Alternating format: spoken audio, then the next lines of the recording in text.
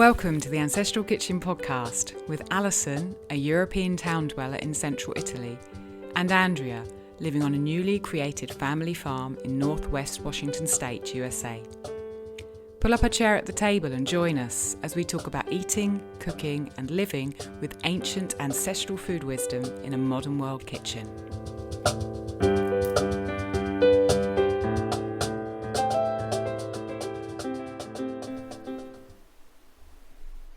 Hello, Alison. Hi, Andrea. How are you? I'm awesome. So, Good. it's a little chilly here. I know you said it was hot where you are still. Hot, yeah. Jealous. It's already getting cool for me. So, just so the listeners know, Alison, you've got some construction going on next door to you. Yeah, you might hear summering or little sounds. It's not my kids trying to get in for once. We'll just get to play. I'm hoping they'll go home soon because they've been doing it all day, so they must be tired. Yeah. Maybe you should walk over there some water kefir. Yeah. So before we start, though, first I want to say thank you to the patrons. This has been such an awesome experience for us both, getting to talk to the patrons and we've been putting extra content up for you guys as a thank you. So if you go to that private feed, you'll get access to it once you sign up as a patron. We'll put the link in the show notes, but you can sign up as a patron of the podcast, help keep us funded and on the air, pay all of these podcasting expenses. And basically the goal, Alison, I think for both of us, is to just never have to have any sponsorship that would tell us what to say. Be able to... Yeah, completely. So that the people who actually believe along the lines that we believe are the people who are helping us get the word out there, get our voices out there. Right, exactly. And speaking of the patrons, Chef Aaron, who has an awesome Instagram, he actually came on. He is a patron of the podcast, but he came on additionally and helped us record let's see. Actually, guess I don't know when it's going to show up in the schedule, Alison. He did an interview with us. I think it'll probably be after this one. It was so good, and he's also offered to do some other awesome content for the patron feed as well. So we're really grateful, Aaron, for you helping out the podcast. And I know this is all stuff that he's really passionate about too. And that's just that's the kind of energy combo we want to have. So yeah, so much gratitude. So have you had your breakfast? Actually did. I know you're ready. Wow, you're ready. I did actually have breakfast. I had fried egg and a little bit of apple crisp. I don't know if it's called the same thing over in England or whatever. You're not in England, but like that's where your language. Dehydrated apple, you mean? No. Okay, so it's not the same. It's like you cook down apples soft and you put like a crumble topping on them. So I don't know what it's. Apple crumble. Yeah, like you. That'll be apple crumble. Okay, actually that name sounds pretty good. Apple crumble. I like it. And I have right now I made coffee for Gary this morning before he left for work, and so then I took the rest of it for myself and I put some of the colostrum in it. It is so good. It's basically like cream times 100. It's so delicious. And nice. Did you eat, Alison? Did you have lunch before we got on? Yeah, I did. We had some heart. I think I say that in almost every eggs podcast every time, now these days, don't I? Yeah. We had some heart, which I cooked a long time ago and then put a chunk in the freezer. And you pull it out of the freezer as if it's never been frozen. Wow. It's just absolutely wonderful. So I sliced that up and we had rye sourdough bread, which was from rye that we ground with the grinder. And then a salad with local leaves from the market and some herbs from the garden. I put lemon and olive oil on that, and I put olive oil all over the bread and some sauerkraut and some fermented garlic. delicious. Oh, and some beer as well. That I sounds forgot so that. good. Some beer. So you'll be relaxed. It was. No, Yeah, exactly. We put a bit of honey in the beer this time, which was an interesting taste and not something we've done before. But so it had a kind of a fragrant chestnut honey tinge. Your to it. beer has a very low alcohol content, though. Actually, isn't it? It's not really comparable to the beer we get at the store. Yeah, I can hardly feel it. Probably closer to like a. Yeah, I can hardly feel it. I think. Oh, keep going. It's almost like a water kefir. Yeah, it's almost like a water kefir. I think when most farmhouse brews, ancestral beer, the alcohol content, although it could be altered, so for festivals or for weddings, perhaps they made some that was a bit more alcoholic. Most of it that was consumed daily was very, very low alcohol. So I don't really notice it that much, apart from I love the flavour and it helps my digestion. Oh, of course. Absolutely. On the History of Food podcast, on the coffee episode, which is a really interesting one, by the way, if anyone hasn't listened to it, he had said, he was talking about how much beer everybody drank back in the day. And so he had said up until, the 1700s, basically everybody was kind of drunk all the time. And I was like, I don't know necessarily because I was like, it's not beer like we have now. I mean, if I drank that much, whatever, Budweiser or something, you'd probably be drunk all the time. But I'm really alcohol sensitive, and I can drink half a cup of the beer without really noticing it. So I don't think it has much alcohol in it at all.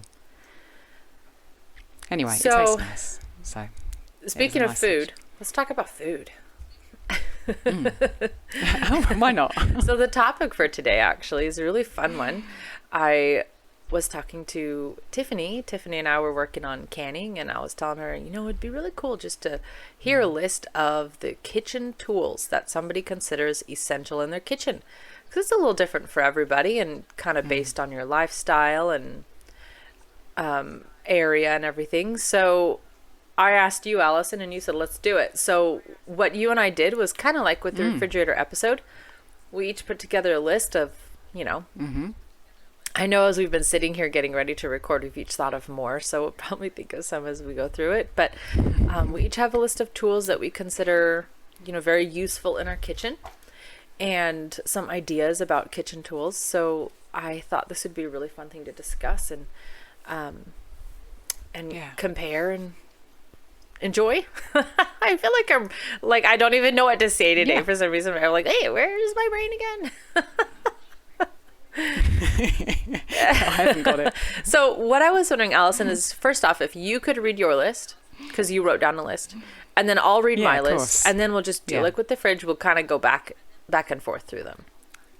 Yeah, great. Okay, so I tried to cover everything. I kept thinking of things afterwards and adding them. So in no particular order, we've got a hand crank grain mill. And grain mills can be quite expensive.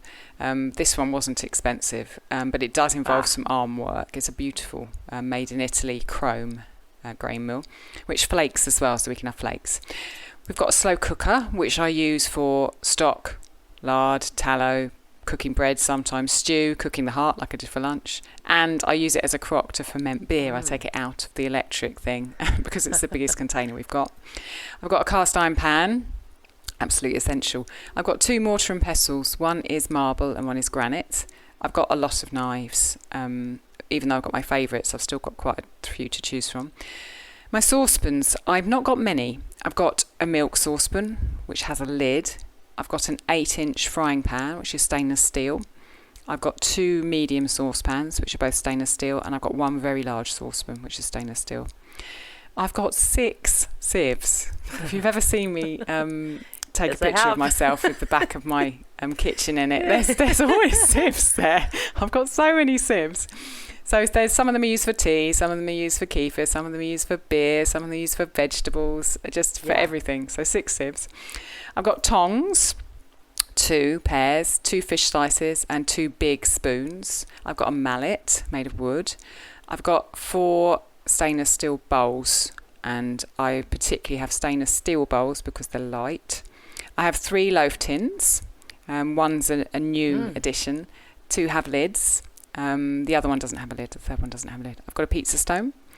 I've got a food processor which has a big bowl, a small bowl, a jug and a coffee grinder. I've got chopping boards. Some of them are wooden and 2 of them are plastic. We have one very, very big wooden one which raises the work surface by about 2, maybe 3 inches, which has kind of been essential in most houses that we've lived in because both Rob and I are very tall and I don't like chopping down low. So this actually gives me a work surface that's high, which is nice. I've got glass jars, not as many as you, but I've got glass jars. And they go from little tiny ones, 150 millilitres, which I can't translate into American, but it's small, up to a 5-litre one, which I think is 5 quarts, perhaps. I've got swing top bottles. I've got lots of cloth covers for my jars. I've got a proofing box, which Rob made for me. We maybe talk about that later. I've got oven gloves. I've got teaspoon and tablespoon measurers. I've got cup measurers. I've got 2 sets of scales, one for small measures, which is very accurate, and one for larger measures. I've got cleaning brushes for all my bottles. I've got Tupperwares. Most of them are plastic. The recent ones I've bought are glass, so I've got some glass. I've got a dehydrator that was really cheap. I've got a salad spinner. I've got a grater. I've got 2 loose bottom cake tins, 2 funnels, one tiny that goes in swing top bottles and one very big one.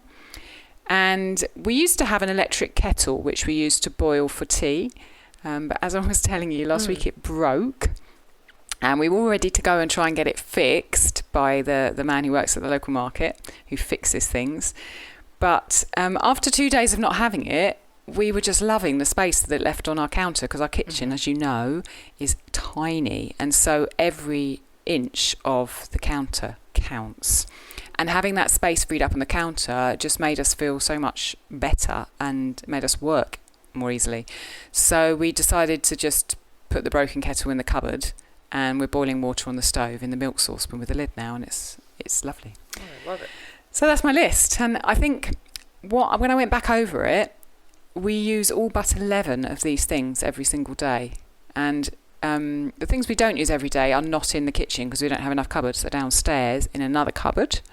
But most of the ones that I use every day are put in cupboards and tidied away. And I mean, I literally, all but 11 of those, I literally use every single day when I'm cooking. What are some of the ones you don't use every day? So the slow cooker, even though I do use it, I definitely use it once a week, if not twice a week. I don't use it every day. I don't use the mortar and pestles every day. The wooden mallet we usually use for sauerkraut. And that's about it. The loaf tins a couple of times a week when I bake. The pizza stone, not very often, just every couple of weeks or every 3 weeks when we have a pizza. Let's look down. The proofing box I don't use in the summer because it's you don't need off here. So do you... And what else? The dehydrator I don't use every day. That's another one. So then, like the mortar and pestle, does that go downstairs? Yeah, that's downstairs. That stays downstairs. The food processor is actually downstairs because there's not enough room for it up here. And in the morning, if I need it, I know I need it, and I say to Rob, "Can you go downstairs and get the food processor up?" And it's heavy. He will bring it up for me.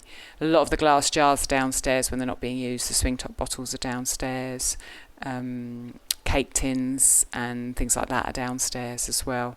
I think that's generally all the things that are downstairs. The rest of them, somehow, with hooks and use, really kind of canny use of all the cupboards, we have most of them within reach here. Well, you aren't... I say I have a small kitchen. I almost said chicken. I have a small kitchen, but I don't compared to... Yeah, I don't have a small kitchen compared to a lot. Like, it's smaller than my last kitchen, but it's larger than any other kitchen I had, and it's certainly larger than yours. Okay. You showed me... Anybody on the Patreon feed, go on and see the video where Alison and I cooked in our kitchens together on video, and you can see Alison's kitchen. There really isn't any counter space. You use your table as your counter. No. Yeah. And you said there... Yeah, we use our table for tons of things. There wasn't even an oven when you moved to the house, right? No. No, that's right. There was when we moved in, there was a little toaster oven, like the tiniest toaster oven I've ever seen, and it was just on the counter. And I was just like, how? What? With no oven? What's the deal with that about? There's I can only think of the word in Italian. There's a pianocultura, which is a stove, a halogen stove top, where there's 4 rings. So there's one of those and a toaster oven. So the toaster oven immediately went down in the cupboard downstairs somewhere. And we happened to have bought an oven for the previous house we were supposed to move into, which is a huge long story. And that previous house had gas. This house doesn't have gas, it is just electric. So what we did was we kind of shuffled things around and shifted this oven that we'd bought in and put it at the end of one of the work surfaces.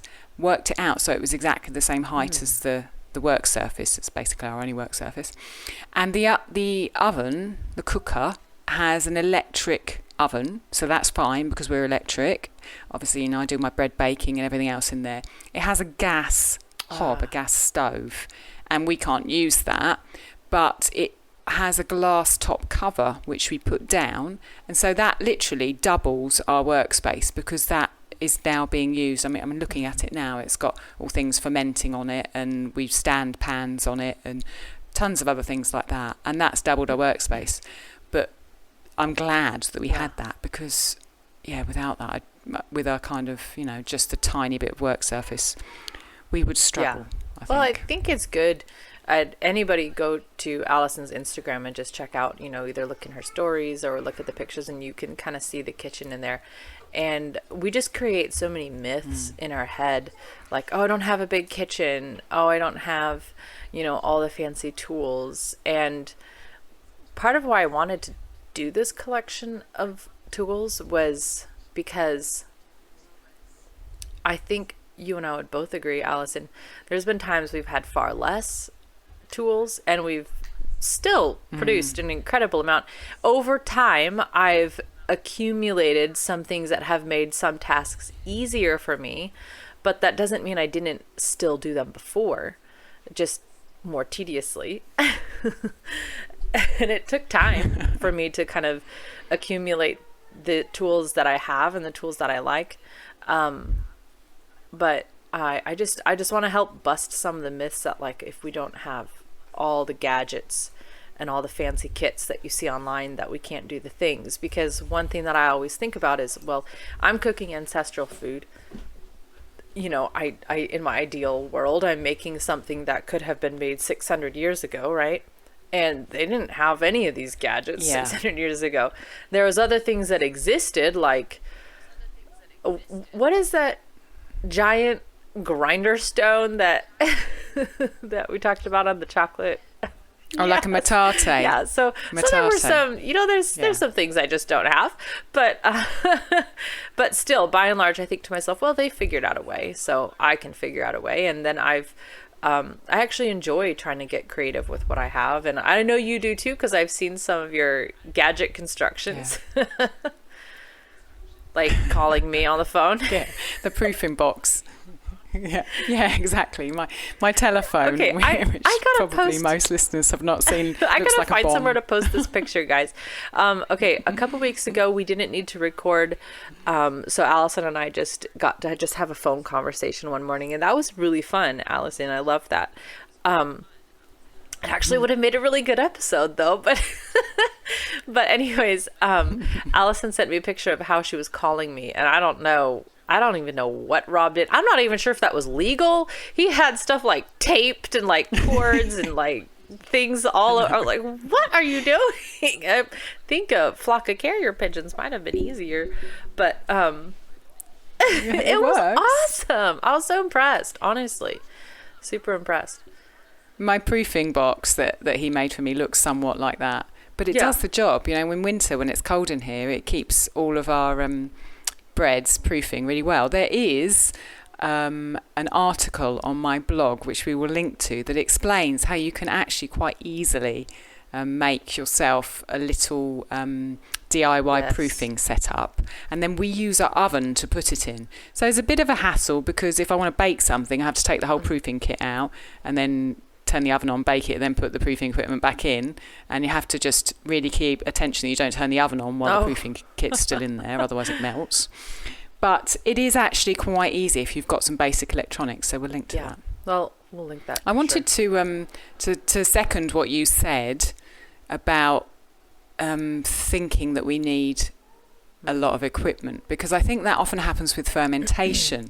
That you see these people who are fermenting have all this equipment, and you think that you need it. And there's a quote from Wild Fermentation which I highlighted before we started recording that I'd like to read, if that's all right. We said wild fermentation. yeah, I know, exactly. So obviously it's by Sandor, and he speaks the truth. He says, most fermentation does not require specialised equipment. There are gorgeous ceramic crocks for fermenting vegetables, but a jar you probably already have will do the job just fine. Carboys and airlocks enable you to ferment wines and meads much longer, yielding stronger dry beverages, but you can ferment more lightly alcoholic beverages quickly and easily in a jar, bowl, crock or bucket. Fermentation is easy and exciting. Anyone can do it. So I feel that's kind of that creative spirit that you're talking about, and to be able to use things for multiple purposes, like my stock pot that I use to ferment beer in, but I also use to make lard, and I also use to cook heart, and I also use sometimes to cook bread in. I mean, that's worth its weight in gold for all of those tasks, and that's the creativity kind of coming in and using one piece of equipment for lots of things. I absolutely agree with that quote. Let's see. And as a matter of fact, I'll read off my list too, but while you were reading that made me think I didn't even put crocks on my list. I forgot. Because I've always just fermented in whatever I had on hand. And I have a crock with stone weight and a lid. And somebody said a couple days ago, somebody was looking at it, she said, wow, that's really cool. I don't have anything like that. And I said, well, I literally bought this last year as like a housewarming present to myself, because, because I deserve it. But I was like, I have been fermenting all this time without this. I just got it finally because it was like, hey, I finally live in a house big enough that I can have room to put this, and I can just enjoy having this, all in one, stone crock with the stone that goes in it and a lid. And it is fun having it, but, nothing, I fermented in all kinds of weird containers. Okay. I'll read off my list real quick. All right. Let's see your list. Yeah. I didn't put like dinner plates on here. I just put like tools. Okay. No, we'll just all right. Ice cube trays, coolers, bussing tubs, large. Okay. You listed your kettles, so I feel like I should say mine. What's a milk kettle, by the way? Or milk pan? Okay. What did you say? It's just a small saucepan. Like, I think ours is about 6 inches. Okay. Then that's what this is. Do you know what 6 inches? I have a milk pan. Yeah, it's just a small thing. I have a milk pan, a slightly larger milk pan. I don't know what that would be called. 2 soup kettles, a Dutch oven, and a huge kettle. And all of those I either found or were free over the last 12 years. Large metal mixing bowls, same reason as you. I've had a couple non-metal mixing bowls. They're all broken. Yeah. I already mentioned the Dutch oven. It's a cast iron Dutch oven, and I absolutely love it. I just wish I had a bigger one. A Vitamix blender. That's a brand name for a blender. Dehydrator, Excalibur dehydrator. That's another brand name. Ice cream churn. Don't know who made it. Pizza stone. Measuring cups and spoons. Not really full sets of either, just like mismatched ones that I found at like estate sales and things. Mortar and pestle, a coffee grinder, and Gary has a cupboard of coffee gadgets. I don't know what any of them are called. cast iron. What the coffee gadgets? Let's see. What do they do? Well, he has like all these different ways that he can make coffee. So that's his kind of thing that is over the years. He's collected bit by bit different ways. So like we have some Vietnamese coffee makers, a little stainless steel Bialetti. Like an espresso maker. Yeah, espresso maker. He got my Christmas present to him last year was this a special kind of small espresso maker and milk steamer that you can cook with on like a stove, like a wood stove or whatever. So just different coffee making things and, you know, little measuring things and stuff like that. Okay. I forgot to say that Rob's got a manual coffee grinder that he treasures. I bet. Somebody gave us one. So, man, when I make my list, I start to realize how much of this was really something somebody gave to me as a gift, or they were moving and they gave it to me for free, or I found it. Like, literally, I have found dishes, like, in trash. Or I found it at garage sales, you know, for really cheap. Yeah. There's a few things on here that I can say I paid full price for, but very, very few. I think the Vitamix and the Pizza Stone, I don't know. Not very many things on here that I actually had to buy. Okay, kitchen shears, like scissors. We have just regular scissors, and then we have a special like poultry one that we use when we're butchering. Lots of jars. Your 150 mil is like a 5-ounce jar. So we have some standard sizes that are based on the imperial system. So like 4, 8, 16, 32 type ounce jars. I have pressure canners, 4 of them. Wow. When you're canning, pressure canners, one cycle on a pressure canner for things like meat or beans can take several hours. So that's another thing. I bought one, and then over time I have been given or found all the other ones, and it is awesome because it can cut your production time from a week down to like a day. Jar lifters for taking the jars out of the hot water, jar lids and rings, parchment paper. I don't know if that's a kitchen tool exactly, but I have really got into using it in the last year. Strainers, colanders, sieves, whatever you want to call them. Large and small, and then a small like plastic one that I use for kefir. Grolsch top bottles, the swing top bottles that you talked about. I only have about 3. I would like to have more, but I don't have very many. I actually beat you there. You beat me well on the glass jars, but I think I have about 6 or 7. Yeah, you have me beat for sure. The only bottles I have are ones that somebody gave us, ginger beer. I have a tumbler, like a thermal tumbler, like you drink out of. I don't know really what it's called, like a thermos. And I really like having that. I have some baskets that I've been given, and I find them really handy. Like I'll lay a towel in one and put bread or biscuits in it for dinner. I have another one that's long. I don't know if maybe it's made for like a baguette or something, but I put that on the counter and I pile eggs in it. I have a probe thermometer.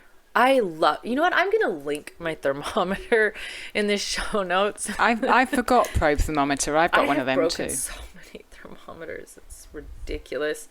But my friend had this one. I used it at her house and I loved it because it has a magnet on it so I could stick it to the side of the kettle. That was really nice. Like you said, I have a lot of knives, but I do have some favorites. I really love the Shun offset bread knife. It's like a folded steel knife, and I've butchered an entire pig with that knife. Like, there's nothing that knife cannot do. Wow. I just love it. I also have a breaking knife and a bone saw. Highly recommend having a bone saw. That's a new thing for me, but I would say those 3, the Shun, the offset bread knife, And I say that one specifically because I have another bread knife, but it's a little more flexible. But the offset bread knife, the breaking knife, and the bone saw, if you have those three, you can break an entire hog down, like start to finish. Okay. I have a potato peeler, a knife sharpener, just like a small one that Gary uses to sharpen our knives. I have, I don't really know what it's called, like a flat little cheese slicer. It's like a little, I just got it about 2 years ago, and I don't know how I've lived this long without it. We cut a, like... So is it like a mandolin that you rub the cheese up and down? Oh, I have a mandolin, but I forgot to list it because I never use it. No, it's just like a small little handheld, like, I don't know. I'll link it in the show notes. Maybe somebody could tell me if it has a better name. But you pull it across the top of the cheese and it just cranks out this little thin slice. And yeah, and we go through loads of cheese around here. And I find that if I slice it with that, I can slow the kids down a little bit rather than if I slice it with a knife and it's too thick. Milk bottles. I have a lot of milk bottles that we use for milk, obviously. And here in the States anyways, I don't know what it's like there, but you know those milk bottles like you see in the old pictures where the like milkman leaves the milk at your front door, and they used to have like paper lids. Yeah. Well, they have plastic lids now that like clicks onto the top. And you can... Okay. They used to have foil lids when I was I don't... Maybe it was foil and paper. I don't know. I just remember they're kind of like a disposable lid before. That's right. And actually, I found you can buy them vintage ones like on Etsy. I don't know why I was looking at them one time. I was like, wow, this is cool. But you can buy replacement like plastic lids just online. So, but again, I've had a ton of them given to me, so I haven't had to buy any yet. I have a couple funnels. I have like the thin, I don't like a very tapered funnel, and then I have some wider ones that I use for filling canning jars. I have a pitcher that lives in the cupboard next to the drinking glasses. Have a Berkey and casserole pans. Oh my word. A lot. Do you not have a food processor? No, I don't. I don't have a food processor. Okay. I'm writing down my questions. I'm trying scribbling things down and things I'm remembering. What I also wanted to say, something I missed off my list, which when you were talking about that cheese grater, was we've got a garlic crusher, but we've also recently got this kind of rubbery silicone tube thing that's quite small that you can put garlic cloves into and push against the surface and roll them, and then the skin magically comes off them. What? It is amazing. And considering I ferment garlic, so sometimes I peel 8 garlic heads in a row and it takes me hours. Usually I used to do them with a knife. I take the end off the garlic and then pull the bit of the skin towards me that I've caught and then turn it around and do the rest of it.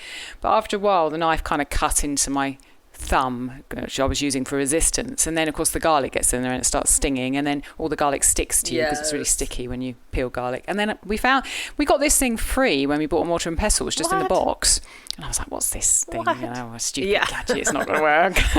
And then literally you get your garlic clove, you put it in the middle, and then you roll it with the palm of your hand, and as long as you apply decent pressure, the skin just comes off. And so me fermenting garlic has completely changed. So I wanted to put a little yay in for the whatever it's called, the garlic roller skin remover. I guess, Let's talk about... No, I was going to say, I have a garlic press, but again, I didn't really think about it because I don't tend to use it so much. I tend to just I put the garlic on the cutting board, which I guess I didn't list that either. And then I whack it with the palm of my hand, like over, like on the flat of the knife, and then I just chop it down the side. I don't know. Yeah. Okay. I tend to try to. Okay, for the longest time in my life, the only thing I really had was basically like a knife and a cutting board. That was my primary tool for everything, and I always would see how much I could do, how far I could go, how fast I could work with just that, because I always thought, if I want the gadget, I need to earn the right to have the gadget. I need to be really good at my knife skills, which I'm not that good at them, but I need to be really good at knife skills before I can, deserve to get like a food processor or something. I don't know why that was how my brain always worked, but I still tend to. We haven't had the food processor for long, and it's kind of a similar thing for me, but with different motivation, because Rob and I have moved more than 10 times in the last 10 years, and we moved from England to Italy, back to England, and then back to Italy, and we've never been a family that could hire a massive truck to move all our stuff back to England, with thousands of euros or pounds flying around. So we've had to live really, really minimally in rented places. And so I've resisted buying stuff unless I really need it, because I've known that I have to cart it around with me. And if you've got to cart something from Florence back to London, it's quite serious carting. I know, you were physically carrying and so I feel things. Exactly. You know what? Many times, it was really quite funny. When we first moved to Italy, I was doing juice fasting because I was all into kind of eating, as some people will know, having listened to previous episodes. I was eating more vegan back then, and we had a juicer, and I remember going back to England for the summer and thinking I have to take this juicer with me. So we had it in carry-on luggage, wrapped in my coat in a wheelie suitcase, and I haven't taken any other luggage back with me. I just had my juicer. But I remember how heavy that suitcase was, because it was a serious juicer. I think one of my favorite. So I've had to always be like that. My favorite stories you told us is you going down the train with the jars clinking, all your ferments clinking. Oh gosh. Because we've moved so much, and when we particularly when we moved in here, there was a whole disaster, and we were homeless for a period of about 6 weeks, and so we moved between different places, and we drink kefir every day, and I eat sauerkraut every day, and I've been building my sauerkraut up for about 5 years now with a certain gram amount, because I can't tolerate it, and I'm slowly trying to heal my biome and make my biome better without giving me disturbing symptoms through having too much probiotic. And so it's important for me to maintain it. So literally we had a cool bag with like bottles of kefir in, and some on a second ferment, some on a first ferment, and some sauerkraut. And it's like someone who's got loads of wine bottles, and the train's going along and these bottles are all clinking together, and like it's water kefir. I promise. Alison, anytime I talk to you, any excuses I come up with just go out the window, because there's just no excuses. I will. No, I mean, seriously, I have to say, during that period of about 8 weeks when we were homeless, we did not ever go without sourdough bread that I had baked. In every place that we went to, I had a silicone tin that I kept with me, and we had the starter, and in every place we went and bought flour, and I found the oven, and I made us bread. I kind of not massively proud of loads of things, but I'm really proud that I was able to give that to my family, to give them bread that I know that Rob can digest and that I know fuels us in a period, and also to give us that stability when everything else was kind of crashing around us. We had nowhere to live. We had the bread every day. It kind of gelled us together in a way. You should be proud of that. And that is also actually something that's been heavy on my mind the last few days, which is when the world is crashing down around you, and there's not a lot that those of us who aren't, presidents or kings can, there's not always that much that we could do to change the direction things are going on a grand scale in the world. But if those of us that were here were literally cultivating the culture within our homes and, really nourishing the spirits and the attitudes of those that were here, and we could all feel within our spaces at least this measure of safety and peace. There's always amazing stories of people who, like you talked about moving, and there's also displacement, people who have gone through just awful things, and the things that often it's the mothers have done to create normalcy and the sense of peace within their space. That is an art, and that is a skill, and that is something that I don't think we are often taught how to cultivate or admonished to cultivate, but we really, really could do a lot for literally the world by tending to that. Yeah, no, I agree, and for our children, Absolutely. for sure, to provide. It was very much an upheaval for Gabriel, because we'd brought him to Italy, and then all of a sudden we thought we were moving to this place, and we weren't. And he was 6 years old at the time, and suddenly we were in a hotel on New Year's Eve, and then we were in some other place, and then we were in some other place, and it was really difficult for him. And through having this kind of moments when we sit down together at the table, and through having that bread, it gave me a way to give him something that he knew where it was, and he knew where the boundaries were, and he could feel a little bit secure. I think I've heard things like, so, even when things are in disruption, keep bedtime routines the same, and things like just little things like that, where everything is churning about us, but this is an anchor. This is stable, and maybe the only thing you can keep the same is, the prayer or quiet time. Like, I don't know somebody's situation, there might not be much you can keep the same, but if you do have something, a spirit, an attitude, things even that you say, I think it's very admirable, Alison, that you did that. I felt very emotional thinking about that, though, just because there is so much going on right now. And we can get lost in just scrolling or reading or getting carried away in things that there's not much we can do. If there's things we can do to help others, then yes, I think it is in all of our responsibility to do it. But something that we all do have a responsibility for is our own homes. So, okay, yeah, exactly. Well, let's go back to something practical, because I've got another question for you that I wrote down. I wanted to talk to you about your Berkey, because I know that I've received quite a lot of questions from people about water filtration, and I know about the Berkey, and I've had friends who've got the Berkey, and I've also, when we've moved around, we've not had space for that. We've got a filter called BWT by a company called BWT at the moment, which filters out chlorine and other heavy metals, but also puts magnesium into the water. Before that, we had a Brita filter, which we used quite a lot. And we ended up with a BWT because we suddenly needed a filter, and then we couldn't find a Brita filter, so we bought this model, and we've stuck with it ever since. We've never been able to have a kind of a house-wide water filtration system installed, because we've always been renting and not stayed in properties long enough. I know that that's touted as the best way, a reverse osmosis kind of water filter.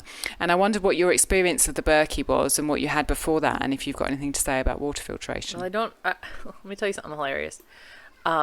My mother-in-law is probably one of the most thoughtful people you'll ever meet. Like, she silently observes and sees what people need or are thinking or are wanting, and then she shows up with it.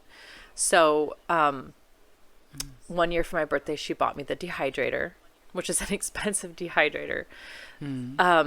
Yeah, I used to have one. I have always just had dehydrators that I picked up at garage sales or whatever that are like half melted and sometimes work and sometimes don't work, So when she got me that, it was just like, oh, this is amazing. And got rid of all the junky ones. And then the next birthday, she got me the Berkey, which is another investment. And so somebody messaged me, a friend messaged me, she said, wow, you have the dehydrator that I've always wanted, and you have the water filter that I've always wanted. I said, I know. She goes, you have two things that I really want. And I said, I know, I'm so blessed. My mother-in-law got them for me. She's such a great mother-in-law. She goes, you have three things that I want. But I have heard, like you, the reverse osmosis is the best. I'm not actually that well versed in water filtration, but when we moved to our house that we lived in before this one, the city water was awful. Like, I was pregnant, and I remember just being rabidly thirsty and having to leave and go find water because I couldn't even hold a glass up to my nose. I could smell it. And everybody else said, oh, it's fine. But I was like, I can't, I'll throw up if I drink this. And we looked it up online on EWG. You can look up the chemicals that are in your zip codes water. Okay. And we had like all the worst ones, like the top 9 most toxic ones. Yeah. So we got the Berkey, as it is known for filtering out glyphosate and all kinds of other bad things that can get into our water supply. It doesn't put in magnesium. It doesn't put in minerals. People do buy mineral drops. We took a mineral supplement while we were there. Now we moved out here to the farm. We have our well is it's literally a mountain spring, so we have amazing water. There's no farming out here. Wonderful. We're just literally on a mountain. There's rocks everywhere, so our water tends to be like minerally, which can make your toilets orange. But so we filter. So do you put it in that water in the Berkey? So I filter. Well, I fill it up usually in the morning because it takes so long for the water to get hot in the kitchen. I put that pitcher that I talked about. It sits underneath the sink. I turn the water on and it starts running, and I can usually fill the pitcher about 3 times before the hot water gets to the house. So that way I'm not wasting water just running it down the drain. Yeah. But I get to my hot water, and I heat up the kettle or whatever while that's going on. So then by the time I'm ready to, wash dishes, then we've got hot water. And we filter it for drinking, but then we also use the water straight out of the tap, which is the well water. So I always use that for fermenting because I had read somewhere that mineral-rich water is better for fermenting. I don't know if it's true or not, but my ferments come out really bubbly, so probably something to it. And I use it for cooking, and sometimes we drink it, and I use it for making ice cubes. So I would say we use both back and forth here. At the other house, I wouldn't have even cooked in the tap water. It was so bad. It was pretty awful. Okay. We've got some well water up the hill where the farm is, where Rob goes running to get goat and raw milk. And friends who have cars go up there with massive, 10 litre, 20 litre containers and fill up from the well. But not having a car, and Rob's already running down the hill with half a goat. Milk and blood. And litres of milk.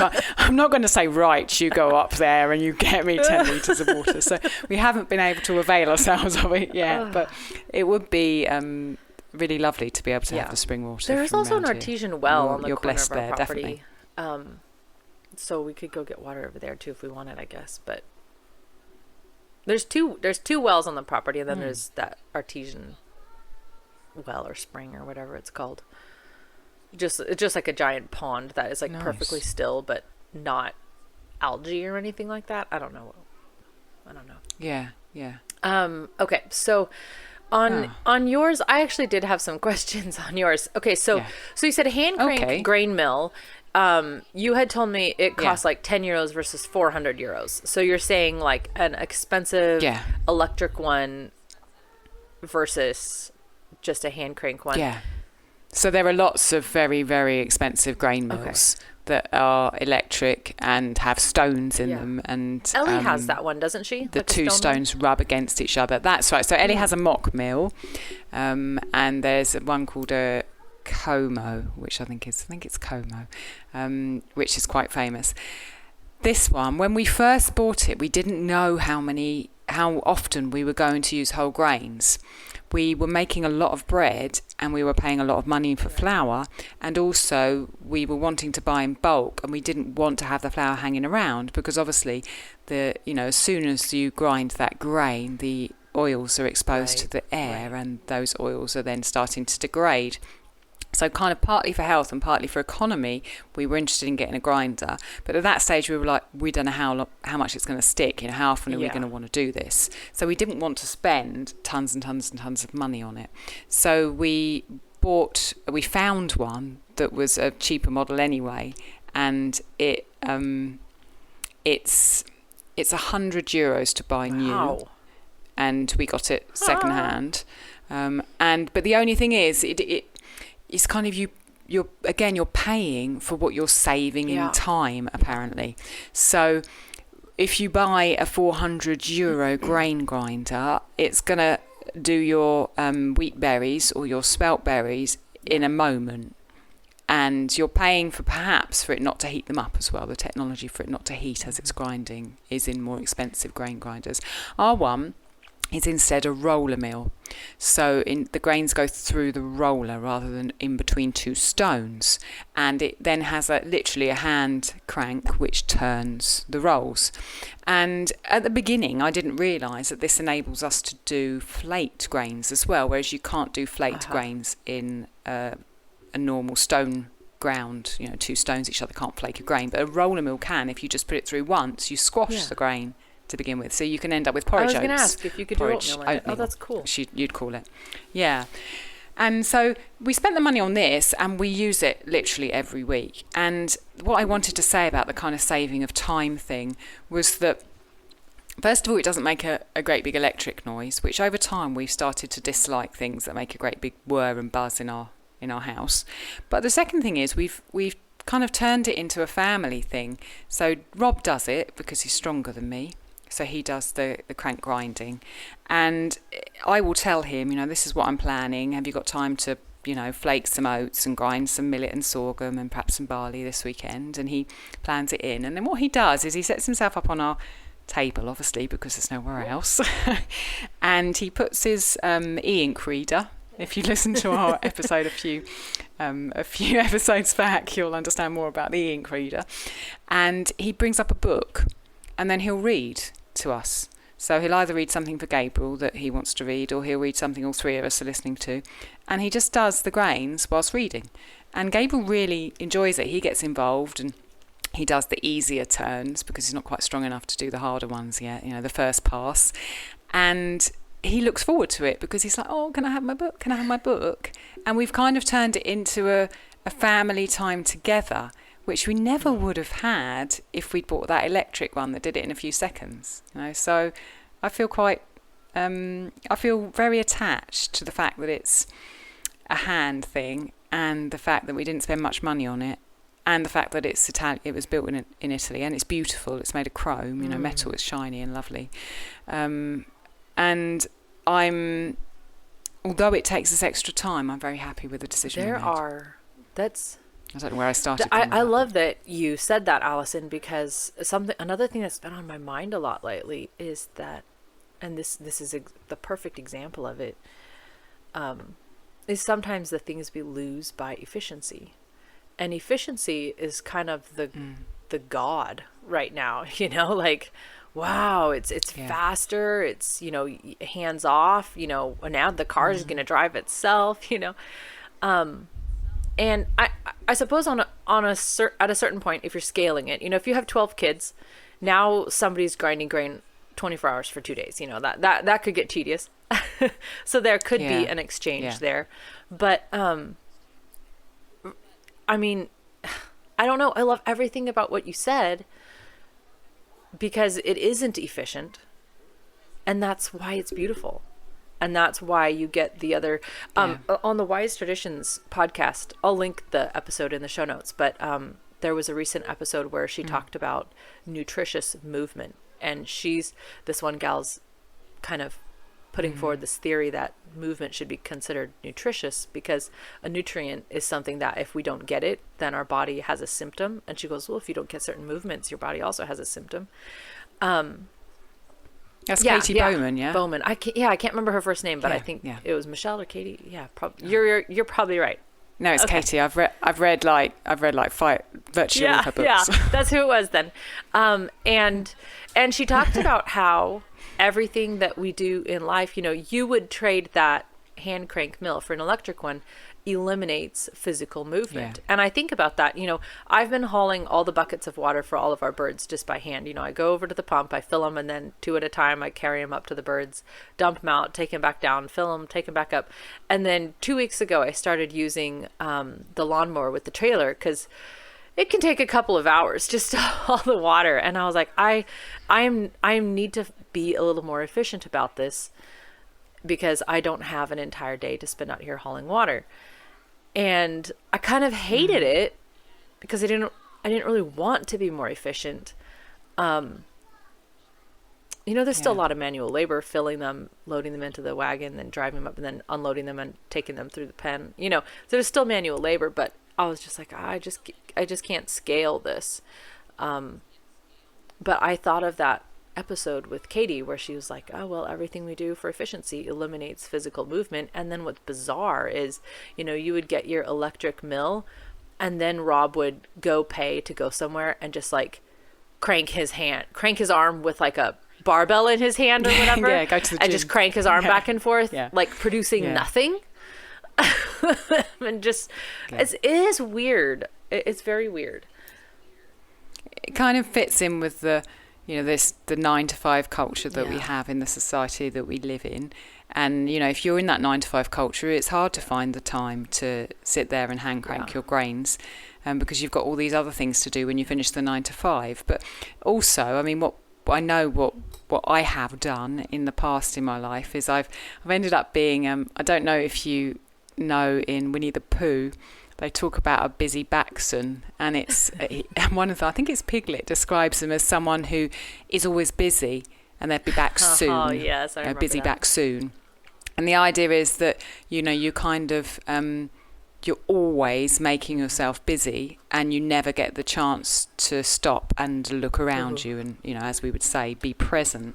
And the 9-to-5 culture encourages this, and you know, kind of looking away and distractions and TV and the food that we have encourage that, and it's taking us each way, you know, each time further and further and further away from that. So we don't even appreciate what we're losing, and so it's hard to bring a lot of these things back in if you are still caught up in that kind of 9-to-5. You have to find spaces in your life to put them in. And I know in the past, you know, I was caught up in that culture, and the more that I've moved away from that and done things like bought a slower grain grinder and obviously left 9-to-5, then presence and things that we are supposed to do, or we were supposed to be doing as human beings, return, and then we feel wholer as human beings. And yeah, I'm not sure how I got to that from just the grain grinder, but it's your fault. Well, I'm with you on what you're saying, and that is part of why I wanted to talk about the hand crank grain mill, because it for me just felt like a highlight of a lot of these things are that, but I might not get that same conversation asking you about your cutting board. But that's a really good example, and that is part of what I keep saying and thinking about with the ancestral food, is that people say, oh, I want to eat ancestral food, but I don't have the time. And I always have the two arguments in my mind, which is one, well, it doesn't really take that much time. And two, it takes loads of time, and you're supposed to have time. Yeah. So, yeah, completely.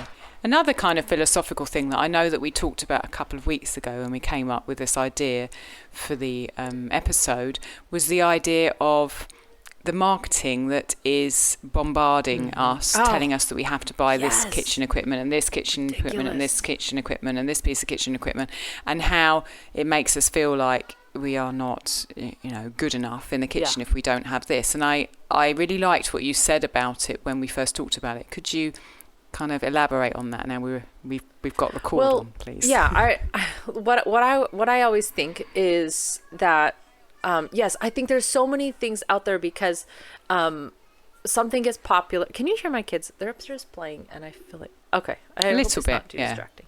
They're very happy, so that's fine. No, that's fine. Hopefully it's not. Yeah, that's a good thing. Ancestral lifestyle includes families, but so the thing that always comes to my mind is there's all these things I want to do in the kitchen, right? And then somebody takes advantage of the fact that you were not taught by your grandmother and your mother how to ferment sauerkraut, right? You never saw it done. All you know is that it's mysterious and must be really hard. And a kit shows up online, and you think, well, by golly, if I have the kit, I can do it. And you get the kit, and you know, or you don't get the kit because it's expensive, you know, and you think, well, I can't ferment sauerkraut. And I've always thought to myself, okay, no matter what I'm trying to do is a process that somebody did 600 years ago, and they didn't have gadgets. They didn't have whirligigs, you know, they had to come up with ways to do it. Did I say this on the podcast or did I say this to you earlier? I can't. Now I'm like, I can't remember. I should never talk before we start recording because then I can't remember what I said on the podcast and what I said just to you. But here we are in our kitchens with just the very basic of gadgets, and we can put together these foods that, you know, people have been doing forever. Without a lot of tools. I just think sometimes the tools take advantage of our tools and gadgets sold online can take advantage of our lack of confidence. Yeah, I completely agree, and I think that the advertisements are designed to take advantage of our lack of, you know, confidence or time or. Oh my word! I see this in everything. No, confidence is a big one, definitely. And it's huge in. I will say it's huge in the homeschool world. People know that a mom feels inadequate to teach her child how to read, even though she knows how to read. So I don't get that, but. So they sell, you know, certificates and expensive curriculums and fancy kits and things like that. And I'm just like, what? It's just, you're just taking advantage of the fact that somebody feels inadequate and, basically selling them a product to try to give them the confidence. And another thing that isn't exactly this, but that I always say about the kitchen, and you alluded to this when you talked about how you have the things you use every day and how you have the things, but I always have said that a kitchen, the production, the volume and the quality of production in your kitchen has less to do with the size of your kitchen and the tools you have, and more to do with your organization and just your willingness to persevere and learn a skill until you have it down. Because I have produced 10 times in a day from even the smallest kitchen I've ever lived in, versus I've been in huge kitchens that I haven't even been able to make a sandwich in because they're so just not set up for actual usage. And I remember talking to somebody who had a house with a gigantic kitchen, and she said, well, we never actually cooked in it. And they lived there for several years. I was like, what? But they would bring food home from the store and heat it up. And I was thinking about, at that time, I lived in a tiny little kitchen, you know, built in the 30s. And it was kind of like yours. It didn't really have a counter necessarily, but Gary built me a board that I could put on top of the oven and everything. And and I was producing, I was like butchering chickens in there. I was, making cheese and butter and producing, years worth supplies of canned goods and things like that. And I was like, wow, how, I'm doing this in a tiny kitchen that we had to take the refrigerator out of the kitchen because you couldn't even walk in there with the fridge in there. It was tiny, wow. But what we could produce in there was just because I said everything has to have a specific place. You have to know exactly where it is. And then I would look at a dish and think, well, I haven't touched that in a while. So out it goes, Yeah, that's really, I'm thinking of the book by Patience Gray, which I looked through before we did this episode, called Honey from a Weed, and there were two quotes in it, and one of them is really relevant to what you're just saying, where Patience writes, the merit lies not in the possession of the object, but in putting it to use. Yes. And the idea of having a chopping board and a knife, if you're putting those things to use and creating what you're creating with it, that's where the merit is. Having objects, having the food processors, the Instapots, the whatever else you've got around, if you're not using them, then nothing productive's coming out of your kitchen. Right. But using a few well-loved pieces of equipment and actually using them is where the real kind of the real production and the real joy is in equipment. I think that's a kind of a key point to what I think both of us are trying to express in this episode. I could not agree with that more. One of the places where my cutting board that I have right now, the place where I got it was an estate sale that I went to when we lived on Coronado Island, and the house was I think it was built in 1921 or 1924, original owner, and they were doing the estate sale. I was like, oh, I have to go to this. And of course, as every estate sale, I spent almost my entire time in the kitchen. I already know I can't afford the furniture, so so I just go to the kitchen because all the little baskets of gadgets that everybody's like, nobody uses those anymore. Then I'm like, that's what I want. And I got, I still have the measuring spoons. We had to get rid of almost everything when we left there again because kind of like you, we were driving around with everything that we could pack in our car. So every time you move, you get rid of stuff. And you're like, oh, that was pretty. But I got a pig-shaped cutting board and some tin, like, measuring spoons. I don't know what you call them there. And I just loved being in the kitchen because you could see that it was really used. It was an old-fashioned kind of stove, like very old-fashioned, which I loved. And I found some pretty cool gadgets there and an address book that I still use. Wow. I think that's a nice thing to also shout out, estate sales, secondhand shops, thrift stores, op shops, whatever they're called in your part of the world. We, when we lived in Cornwall, there's a lot of charity shops, as you call them in the UK, in the town where we lived in Penzance. And I've got loads of kitchen stuff from there. Yes. Including some measuring spoons, which I absolutely love. And I know that having talked to Ellie quite a lot from Ellie's Everyday, in watching her Instagram, she gets a lot of her kitchen equipment from op shops, is what they're called in the States, in Australia. And I just think there are tons of second-hand stores with lots of little goodies. And to root around in them as a pastime is not is a fun thing to do anyway. And you can get really, really useful things that you are actually a lot of the time very beautiful. The measuring spoons that I got, which if you scroll down my Instagram feed, you'll probably see them at some point, are wood with some bees kind of engraved on them, and they're just really beautiful, and they cost me next to nothing. And I've used them literally every day since I bought them, like 4 years ago.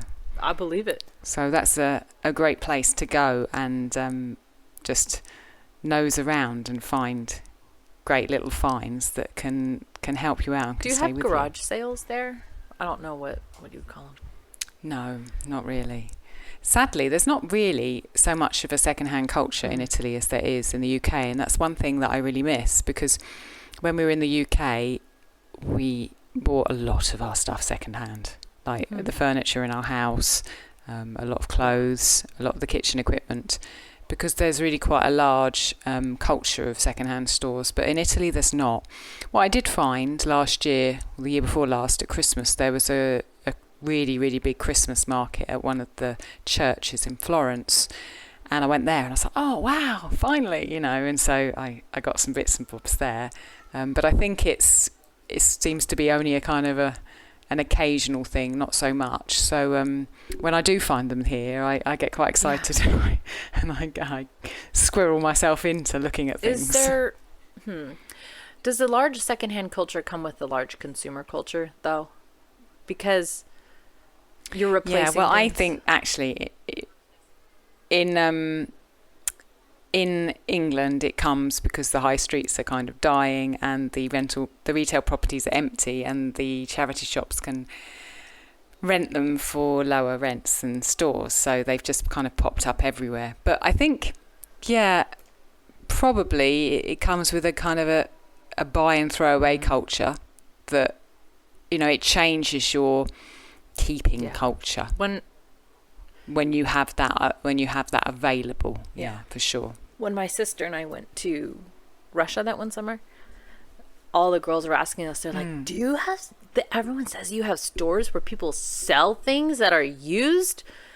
What are you going to do with something that's used? And then you look at like how they even like their plastic bags from the grocery store, they're like patching them at night, ironing them, taping them and stuff like that. You're like, something that you throw away here, by the time you really throw it away, there's shoe repair shops everywhere, typewriter repair, by the time they throw it away, it is trash. You wouldn't want to buy it. But I was like, how do I explain to her? People get rid of things that are perfectly good and then just go buy another one because they want a different color. Yeah. So I think secondhand kind of does go hand in hand with consumer culture, but But at any rate, we're able to take advantage of it. And I'm looking at my list again, and there's a few things on here that I bought new. The thermometer I bought new. I ordered it specifically. The Berkey was new when it was given to us. The pitcher, I love my pitcher. It's beautiful, but I bought it at, there's a store that sells like kitchen type goods. I haven't been to it in years, but when I didn't have kids, I used to go just because I could stop by a store casually without really intent to buy anything. And I don't do that anymore. But I would always walk in and I would just go to one place. I would go directly to their clearance shelf and just see they would have things, that, were marked down to just really, really cheap. And there was a beautiful pitcher, and it's an expensive brand, but we just use it for everyday filling water. It's like a ceramic green pitcher. I just love it. But, it was like a couple bucks, and we've used it every single day for years now. So talking about using things every single day, if you had to pick, say, I don't know, 5 things out of your equipment list that you'd find really hard to be without, what would you choose? The Dutch oven. I don't think I can live without the Dutch oven. Things that would be hard to do. Alison, that's a rude question. I put you on the spot, sorry. I don't know. Everything on here, I look at it, I'm like, well, I did without that forever, and I figured out the pressure canners. I really would have a hard time replacing the pressure canners because they do a specific job. If I don't have a cheese slicer, I can use a knife. If I don't have a knife, I can use a shredder. If I don't have a shredder, I can just take a bite of the cheese. But if I don't have a pressure canner, I literally cannot pressure can. And that is one of the only ways we're able to store enough, of our vegetables. And, we can do soups and things like that. And since we don't have, produce year round around here, either you have lots and lots of freezers and pack them full, or you find some other way to store vegetables and things like that. So I'm trying to think of my 5 here, and it's not easy because I think the knives and chopping boards kind of aren't part of the game because they're important. I wouldn't be able. I'd find it very difficult to live without my cast iron pan because I use it for everything. My cast iron frying pan. You're right. I love those. You see, there's more, isn't there? And my funnels, my jars, and my sieves. My scale. I wouldn't be able to ferment anything, It'd be really hard to be without and scale. I'd find it difficult without the slow cooker The scale is one thing that... Well, I suppose I could use the scale I've had for years. I think I got it when we got married. It gave up the ghost whenever we were doing the pig butchering. So it died during that. And it's one of the few things... I waited actually a couple weeks. I thought, maybe I couldn't live without it. I had to buy another one. So that would be a hard thing for me to do without, because I mostly weigh my flours and things like that. And then I like to weigh herbs and spices, and Gary weighs coffee. And I don't know. We use it for lots of things. So I think really what we're saying is a lot of the stuff that we have, we'd find it very difficult to be without, which is a good sign because it means we're putting those things to use, like Patience Gray says, the merits in the use. We're putting them to use, which is cool. The parchment paper is a funny thing. I think we're... because I have this aversion to buying anything that will get thrown away. And so we don't do paper towels or, things like that. Just because, not because I have this moral high ground feeling or something, just because I'm like, I'm going to buy this and then I'm going to throw it away. That's hard pill to swallow for me. But parchment paper, I started using it in the past couple of months because I was calculating how much time I was spending washing dishes. And I was just thinking like, wow, I am spending a fairly significant chunk of my day washing dishes. And by lining the casserole pans with parchment paper, I felt like I was shaving that time down a little bit. You mean when you make bread, or what you're putting in there? Yeah, sometimes bread, I don't know, bread pans aren't that hard to wash. But like if we do a lot of big casseroles, like chop vegetables, beat eggs, cube up dry sourdough bread, pour it all into a pan. And those just make such like sticky mess in the pan. Oh, I see. And you just scrape it off. So I It's just really started hard, laying a piece of parchment in there. And the first time I did it, I was like, wow, this is self-indulgent, you know, like, look who you are, you know. But then after that, I was like, you know what? I liked that feeling of not having to screw up the pan for 40 minutes. And so I've got something really quite amazing for that. I've got a rod, and he scrapes it. Oh yeah. When you talked about, You got to get yourself one of them. when you talked about Rob running downstairs to get the things, I was just thinking like how much running he does for the family's food, running up and down the hill, running up and down the stairs. Yeah. I just love it. He loves it though. No, he does. Yeah, I know he does. It's better than running on a treadmill or something. I think we're completely. I think we're looking at my timer. We should probably close up. No, I have the list in front of me, not the time, so I don't even know where we're at. Okay, yeah, let's stop. Exactly. I'm just gonna glance through the list anything else and see that you if want there to add was before we finish? anything else. Yeah. Maybe listeners can share with us. I would like to hear what tools other people consider Amen. Indispensable, essential. Because I'm just interested to know what people do. And sometimes, you know, I don't want to smack gadgets too much because like I'm kind of saying, oh, you don't need like a bubbler to, you know, ferment. But you know what? If having that is just the thing that makes your life easy, like I think that's phenomenal. Yeah. Somebody probably looks at my list and says, really, you have a dehydrator? Like just put it in the sun, you know? But you know, it's just that thing that makes my life a little bit easier that I'm willing to accommodate. So, don't think if you're like, but I love my avocado slicer, you know, I don't care what your gadget is that makes your life easier. I think everybody. Oh, I'd love to see them though. Particularly if anyone's got them from kind of old ones or things from thrift stores or things that are particularly, meaningful to them. I do have some cute little ravioli cutter and things like that I found in antique stores that I didn't put them on the list because they haven't really made it into the being frequently used type rotation. But I do like to pick those little things up. So what should we say? Tag Ancestral Kitchen Podcast or that's probably. I was trying to think of a clever hashtag and I can't. I've been using this lately. Hashtag Bring Back High Street. Put that on there. Because Bring Back High Street, let's go back to buying those wooden measuring spoons from somebody on High Street instead of, you know, plastic ones manufactured in a factory in China. You know what I mean? Like, let's just let's see, for you, something made in Italy, for me, something made in the US, for somebody in the UK, for somebody in China, something made in China. You know what I mean? Like, get it from where you're at and support the person where you're at instead of you just a nameless... I don't know. It makes me want to go into we've got a fermenter, which is kind of a ironmonger stroke kitchen stroke kind of loads of other things. It makes me want to go in there with my camera and video. I want you to go in there with your camera, please. Show you. I want to go there. All right. Anything else that you want to put on here? No. I'm getting hungry for my supper now, so I want to go okay. Okay, good. All right, awesome.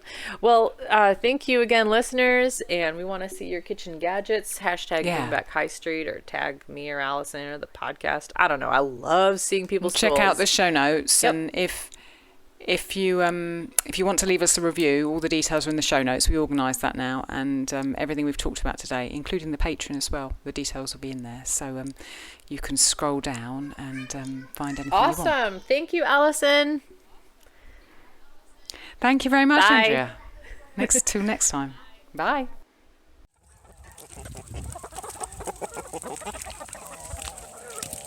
Thank you so much for listening. We'd love to continue the conversation. Come find us on Instagram. Andrea's at Farm and Hearth and Alison's at Ancestral_Kitchen. Until next time, we both wish you much fun, exploration and satisfaction in and out of the kitchen.